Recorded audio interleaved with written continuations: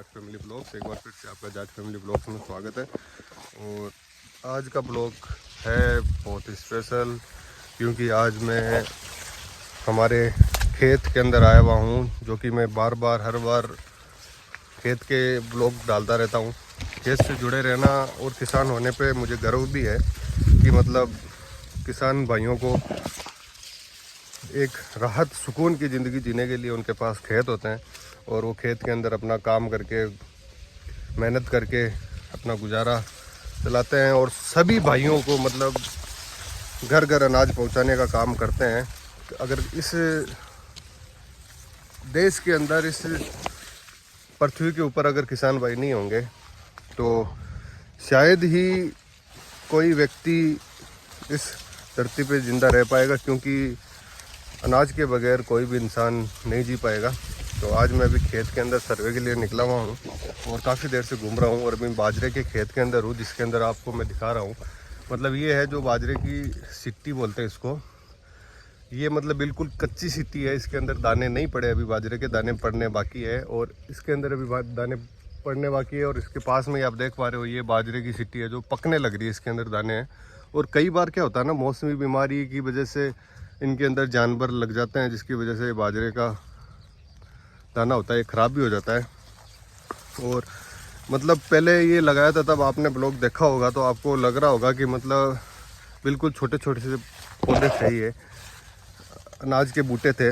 और आज मतलब मेरे से भी ऊपर आप देख पा रहे हो कितने ऊंचे हो चुके हैं। मतलब मेरे को भी इनको देखने के लिए इतना हाइट के अंदर मतलब हाथ ऊपर करता हूँ तो बाजरे की सिट्टी के ऊपर हाथ पहुँच पा रहा है मेरा।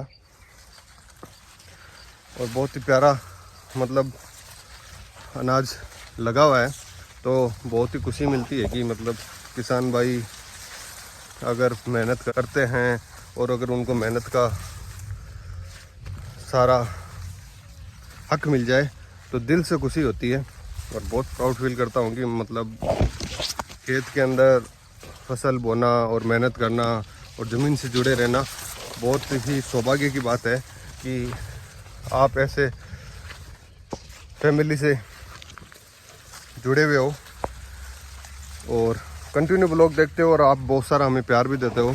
तो आपसे यही उम्मीद है कि हमारे इस वीडियो के ऊपर एक एम रखा है मैंने, 10,000 लाइक इस वीडियो के ऊपर करने हैं। और अभी मैं बाजरे की फसल से घूमते घूमते अब मैं आ चुका हूँ। इधर हमने डाल रखे हैं ग्वार फली होती है, जो भी हमने जो सब्जी के लिए जो पौधे लगते हैं उनके पौधे ही इस प्रकार से होते हैं। और ये पूरी लाइन है जो ग्वार की है, इसके अंदर बीच बीच के अंदर छोटे छोटे से बाजरे के भी बूटे लगाए गए हैं। ग्वार की इसलिए लगाते हैं हम, कम फसल इसलिए की है क्योंकि ये सब्जी के हिसाब से हमने बो रखे हैं कि हमारे मतलब सब्जी के हिसाब से और हमारी मतलब पूर्ति के हिसाब से हमें प्राप्त हो जाए। और उधर उस तरफ आप पीछे की तरफ देख रहे हो, उधर हमने बो रखे हैं मूंग, जो कि मैंने पिछले ब्लॉगों में बता भी रखा है।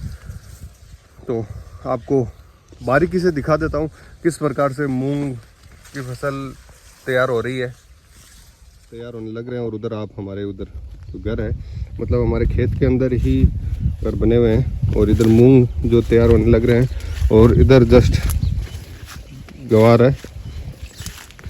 और मैं आया था ढूंढ लेकिन नाना जी को मैं तो आवाज लगाऊं सुनी जाए को नहीं, बाजरा कमाई ने सुनी जाए को नहीं, दिखे को नहीं, बजे ऊंचो मले जो को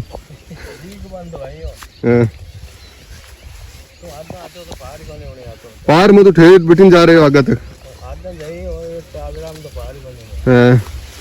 बाजरा की सिटे का हाल पूरा तो कौन पाक लगे बाजरो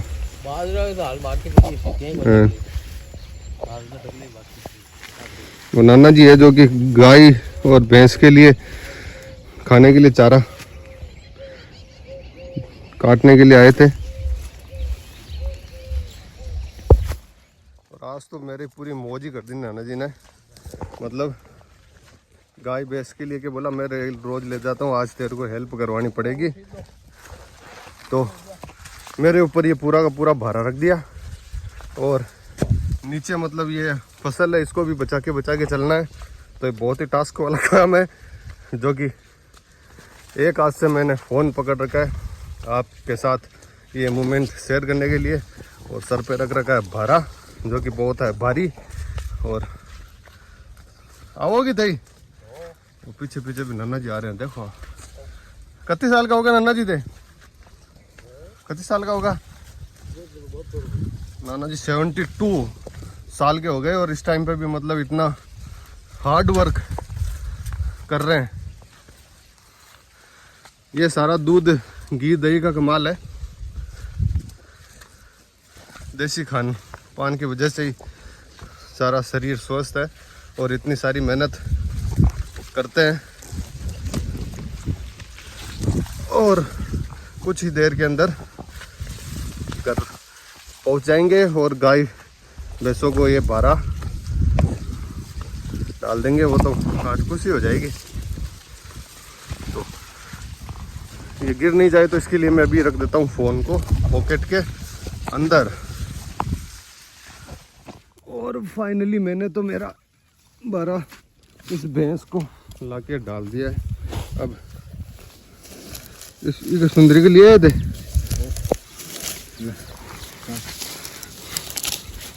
हट।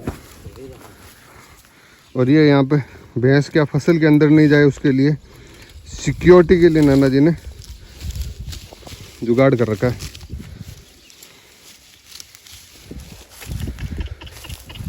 और गौ माता के लिए तो एक विशेष तौर से एक चीज़ मैं बोलना चाहूँगा। ये जो मक्खियाँ होती है ना, इनकी वजह से ही ये सारी बीमारियाँ पैदा हुई है। और जो गौ माता है जो अपने आप से मतलब पूंछ से करीब करीब उड़ा देती है, लेकिन जिन गौ माता को ज़्यादा मक्खियाँ बैठती है तो आप यही हेल्प कीजिएगा कि उनके शरीर पे कोई मच्छर मक्खियाँ नहीं बैठे।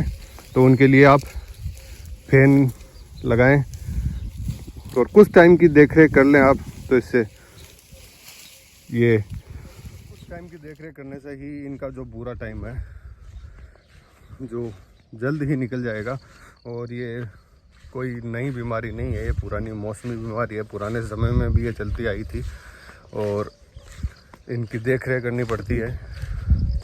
जाहिर सी बात है अगर गंदगी के अंदर अपन भी रहेंगे तो बीमारी तो पैदा होगी।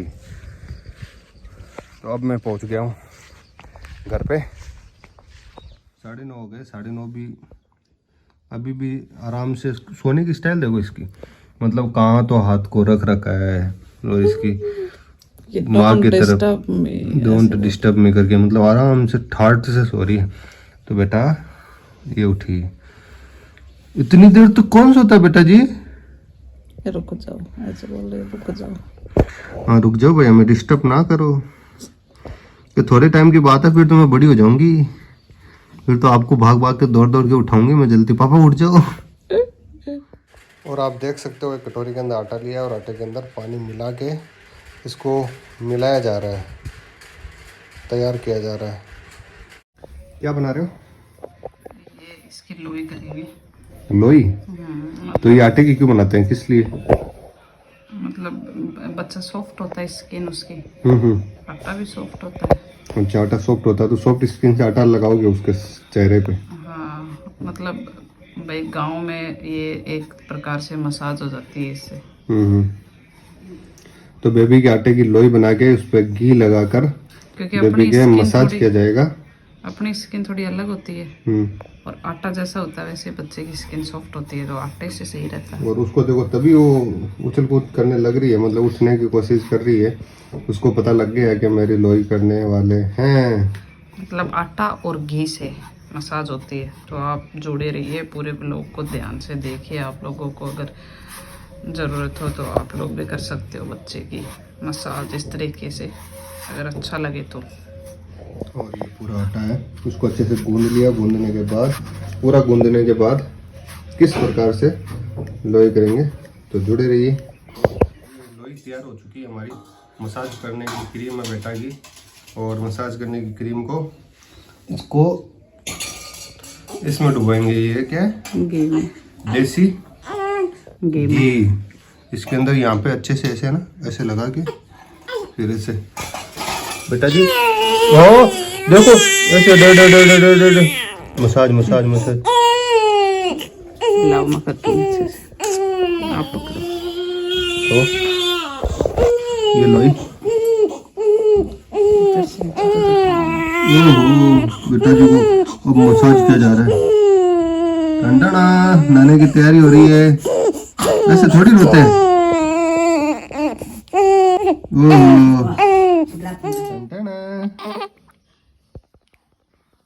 साफ हो गई इसकी। बस आ लो। आप पे थोड़ी है तो मेरे पे। अच्छी वाली चीज तो मेरे में यस। और देख अभी सकते हो गाइस आप लोग भी। तो ये शायद मुझे लगता मैं है पहले सबके घरों मतलब में होता है। मैं गोरा था और खुशी काले थे, और अब मैं काला हो गया, खुशी गोरी हो गई। और क्योंकि सबसे ज्यादा गोरा कौन पकड़ने में ये देखो इसको तो बदमाशी। ओहो हाँ तेरी पसंद कर रहे थे, तेरी कर रहे पसंद। कैसे कैसे देख रहे थे, इसको देखो। आज काजल डाली है, मैंने डाली है इसकी आंखों में, तो फैल रखी है इधर से उधर से ऐसे। हाय बोलो सब। फर्स्ट बार डाली है इसके काजल।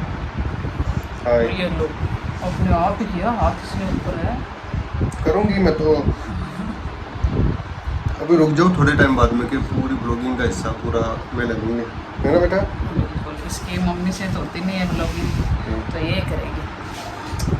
तो दोनों और मैं आपको एक चीज़ बता दूं कि मेरे को किसी को नहीं लेना देती है, तो मैं थोड़ी बहुत ले लेता हूँ। इस पे लिया करो, सर पे इसकी तकलीफ लेता हूँ। हाँ बेटा। तकलीफ लेते हैं। तो गाइज आप लोग हमें ऐसे सपोर्ट करते रहिए, और बहुत अच्छा लगता है। पहले में और अब में कितना फ़र्क आ गया है। मतलब बहुत सारा चेंजमेंट हुआ है, मतलब हर चीज़ के अंदर, मतलब लाइफ के अंदर चेंजमेंट हुआ है, हमारे लाइफ में तो जीवन के अंदर चेंजमेंट दिख ही रहा है। चेंजमेंट हुआ है, और हमारी हेल्थ के अंदर चेंजमेंट हुआ है।